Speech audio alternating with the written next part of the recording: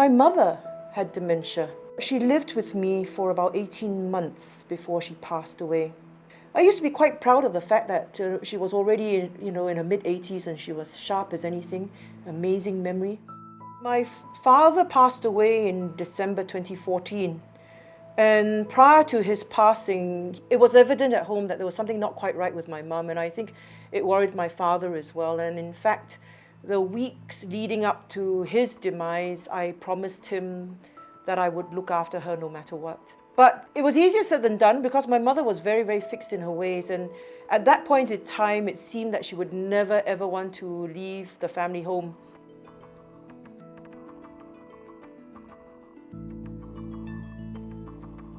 One o'clock in the morning, I'd have to drive over to calm her down because she'd be all dressed, wanting to go to Robinson's. She had guests in town. She wanted to make sure that they could go shopping.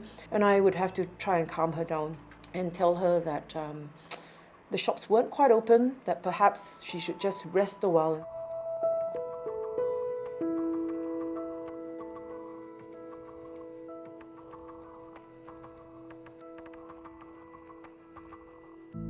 She was one of those persons who was very, very fixed in her ways.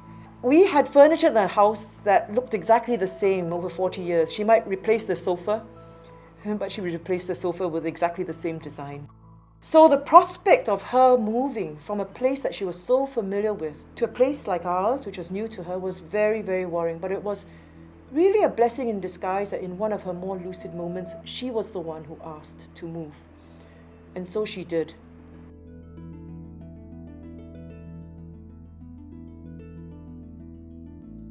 At that point in time, it was just relieving the anxiety that she would have felt just moving from one place to another. So when I set about creating a familiar environment, I changed the furniture in the guest room that we had. I put in desks on the side, which is how she had it in her bedroom in the family house.